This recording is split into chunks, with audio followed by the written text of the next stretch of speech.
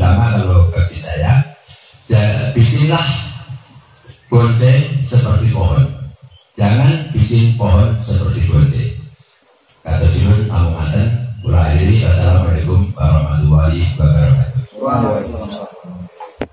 Terima kasih untuk Bapak Ustaz atas motivasinya.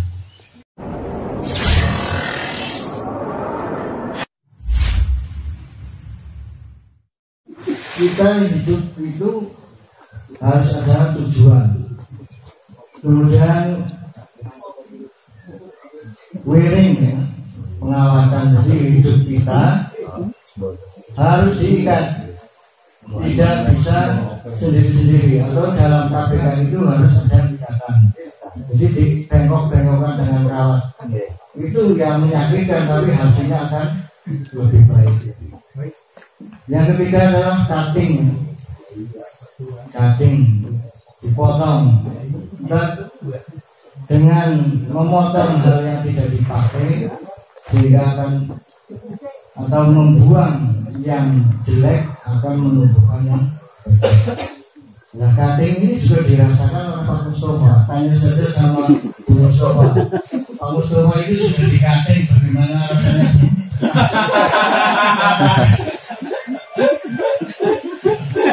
Salah jekol nih Pak Mustafa. Sekali lagi maaf tadi.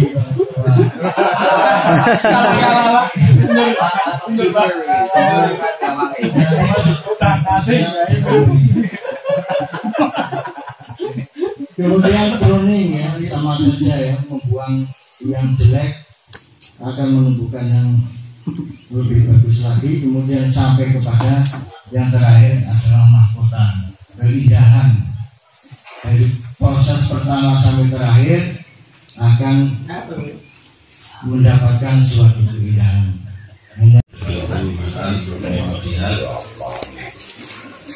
Kita bisa berkumpul di tempat ini tanpa ada halangan suatu apapun. Kita lupa selawat serta salam pada junjungan Nabi kita Nabi Muhammad SAW, yang kita nanti sahabatnya di kilah yang amin. Pertama-tama saya mengucapkan terima kasih atas undangannya, suatu kehormatan. Yang saya hormati Ketua KPK, yang saya hormati Tuan Rumah Pak Usman, dan teman-teman yang lain yang tidak saya sebut namanya, pokoknya semua yang ada di sini saya berikan. Jadi saya mengapresiasikan untuk komunitas KPK kali bawah, kali bawah ya? Iya, kali bawah. Ini paling bagi saya hanya bisa mensupport, karena untuk pengetahuan buat saya masih nol, masih paut Pak. Ya, pengetahuan sama sekali. Ya, saya juga sambil belajar ini. Jadi paling harus saya ingatkan keharmonisan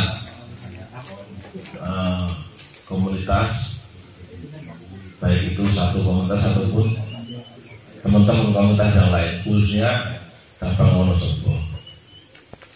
Riono ya. Pertama saya diajak ke tempat Pak Muna. Ke tempat Pak Muna itu bukan saya untuk lihat konser atau gimana, tidak. Tapi saya suruh mengambil pohon dari tempat Pak Muna, membawakan pulang pohonnya Mas Riono. Nah setelah itu ngomong punya ngomong, Pak Muna langsung pesan sama saya suruh dirikan rumah. Ya, deal 270 juta borongan saya. Setelah saya borong rumahnya Pak Muna, lama-lamaan di situ saya sambil melihat, saya merasa tertarik. Lah terus saya ngomong sama Pak Muna, ini caranya gimana. Nah, terus Pak Muna jawab gini. Singkat cerita, dari uang 270 juta, saya belanja bonsainya kepada Pak Muna, saya habis 120 juta sekaligus. Setelah sampai di rumah, istri saya otomatis tanya, mana Pak uangnya? Nah itu dapat bonsai. Nah, otomatis istri saya mukanya kayak bulan. Iya. Tapi saya punya tekad, ya. Tekad saya 2 tahun tidak akan menjual bonsai sebelum saya bisa memperkembangkan. Nah setelah itu, tapi istri saya mungkin belum begitu terima. Akhirnya saya mengundang teman, salah satu teman, saya kasih uang 15 juta. Mas, tolong bonsai itu ditunggu ini. Ini cerita ya. Nah setelah itu uang tersebut dikasihkan sama istri saya, baru saya dapat sport ya. Tapi saya juga merasa dosa atau selingkuh, itu kan tidak termasuk selingkuh juga itu ya. Tapi tidak apa-apa demi kebaikan keluarga. Nah setelah itu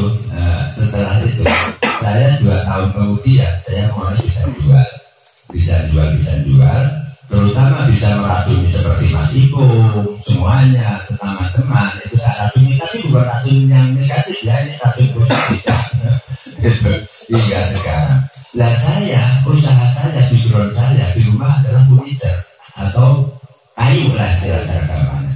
Sampai sekarang kayu ternyata kondisi sedang sepi. Alhamdulillah dari kayu yang sepi ini saya bisa dapat rezeki dari bonsai tersebut. Saya nggak sombong.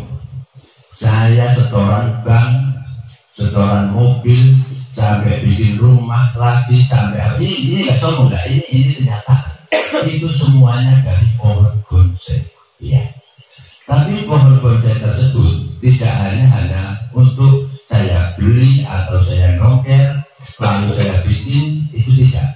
Itu memang benar-benar harus dipelajari dengan sesama. Suatu contoh, saya dulu pertama ikut kontes di Purworejo, saya bawa 5, 1 pun nggak ada yang dapat beliau. 5 itu, 1 pun nggak ada yang dapat. Terus saya nggak tanya sama Tri, nggak tanya sama juri, gitu nggak. Karena Pak Muna nggak pernah dekat, tapi saya tetap nggak mau tanya. Karena apa? Supaya saya bisa tahu. Saya lihat, lu kumah-kumah 2 orang itu dulu, ayo sih, ya, kok malah itu gede. Itu sebabnya apa? Saya telusuri, oh ternyata nanti bisa ketemu seperti hal yang seperti diinginkan oleh juri, gitu kan. Nah itu pengalaman saya yang sudah saya sampaikan panjenengan. Moga-moga panjenengan bisa bertambah semangat di dalam pengelola bonsai yang saya titipkan panjenengan. Hanyalah satu ini kunci utama kalau bagi saya, bikinlah bonsai seperti pohon, jangan bikin pohon seperti bonsai. Kata Sinun Amungaten, kula akhiri, wassalamualaikum warahmatullahi wabarakatuh. Terima kasih untuk Pak Ustaz atas motivasinya. Kalau di alam ternyata tidak ada, kenapa kita dibuat? Kalau bonsai dibikin seperti pohon, itu memang aturan dari juri-juri sekarang ini. Tapi kalau bonsai, pohon dibikin bonsai, itu dikatakan kurang pas. Jadi maksudnya gini, seperti kita membahas tentang bonsai sekarang ini kan ada prokar kan ya, program akan. Toh yang namanya bonsai itu kalau yang istilahnya itu dikatakan master tadi natural, itu cukup hanya 3 akar untuk perwakilan. Apabila lebih, itu lebih nilai plus. Cuman kalau berlebihan seperti kipas angin atau ban roda, itu kayaknya di alam kurang ada gitu, jarang sekali dilihat. Jadi bikinlah bonsai itu yang disebut seperti pohon, ya bikinlah akar yang natural. Itu permintaan dari para juri. Jurinya juga alami, nggak terlalu banyak ikut campur tangannya, gitu loh. Kan sekarang tuh harus muter, kalau nggak muter nggak api, gitu ya.